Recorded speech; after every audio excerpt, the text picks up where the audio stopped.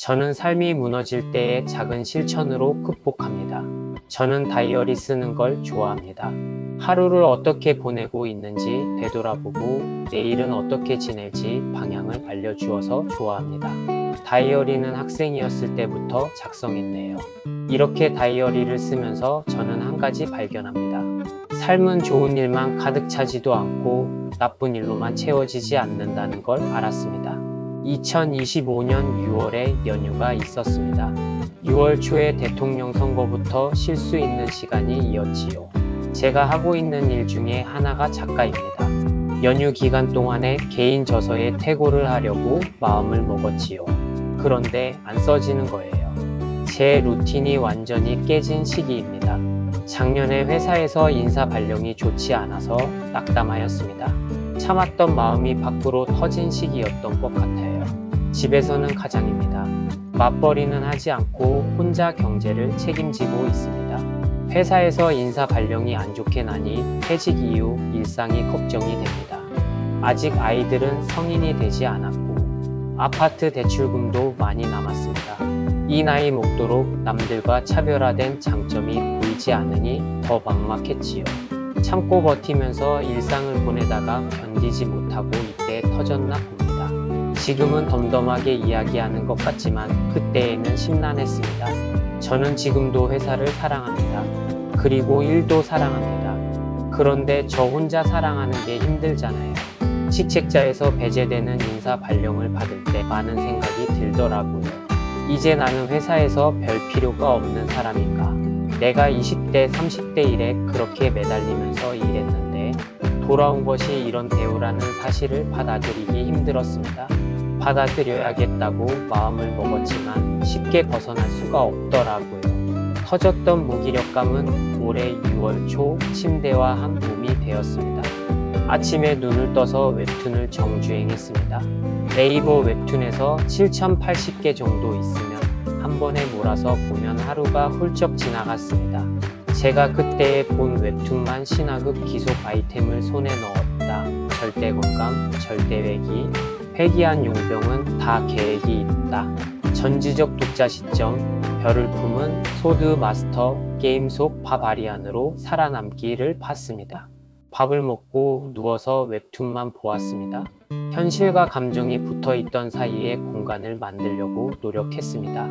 웹툰 속의 주인공을 따라 일상을 벗어나 여행하는 느낌이었습니다.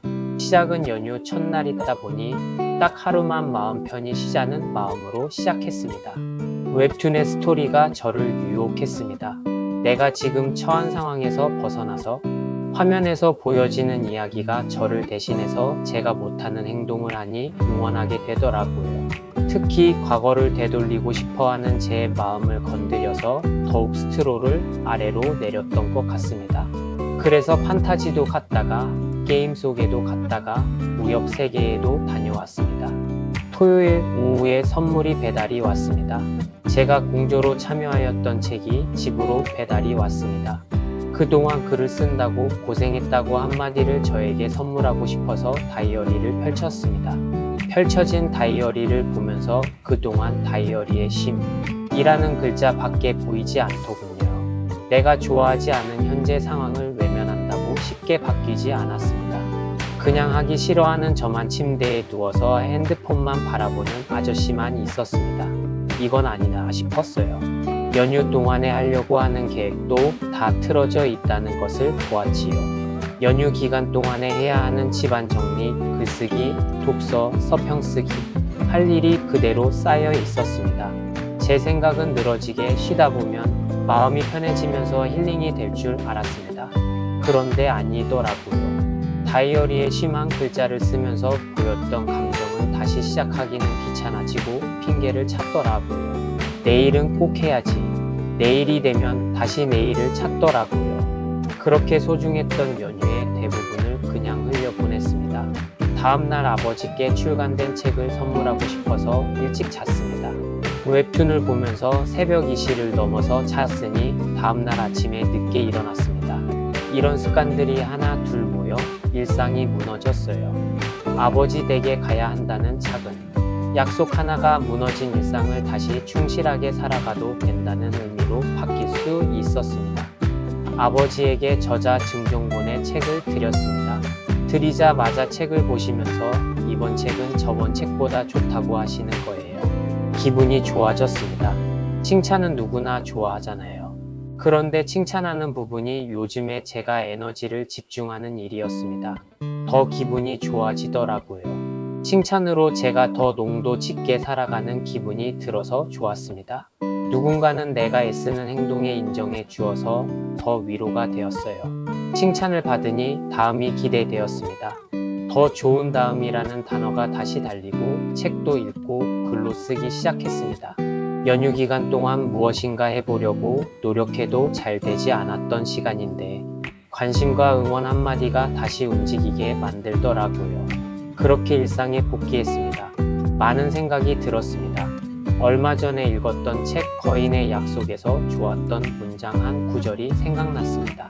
항상 널 지켜보고 있는 눈이 있어. 이 구절은 작가 존 아메이치가 훈련을 마치고 트레이너가 작가에게 한마디를 하였던 문장입니다. 훈련을 열심히 하는 것은 당연하지요. 자신이 최선을 다하고 있는지 아닌지 본인이 제일 잘 알고 있습니다. 저자의 표현을 빌리면 아주 약간만 줄이는 것이라 대부분의 사람은 눈치채지 못합니다. 아마 해야 하는 운동의 강도가 100%라면 95% 정도로 줄인다고 보면 됩니다. 잠깐 숨 고르기 위한 정도이며 그러다 누군가 쳐다보면 재빨리 다시 운동 강도를 100%로 되돌릴 수 있는 미세한 차이입니다. 그 차이가 변화를 이끌어낸다는 것을 알고 있습니다. 누군가 자신을 지켜보고 있다는 생각이 있으면 하기 힘들 때의 책임감 때문에 유지할 수 있었습니다. 제가 그랬거든요. 저에게 늘 언제나 하고 있어도 행복한 일이 없더라고요. 하지만 누군가 옆에서 작은 위로 한마디, 작은 루틴 하나로 다시 일상으로 복귀할 수 있는 힘을 믿습니다. 저는 이러한 믿음이 필사에서 오는 것 같아요. 혹시 관심이 있으신 분들은 고정 댓글에서 필사 참여자들을 모집하고 있습니다. 자세한 사항은 고정 링크에 있는 내용을 참고하여 주세요. 구독, 좋아요, 댓글, 알림 설정은 제가 영상 제작에 많은 힘이 됩니다. 감사합니다.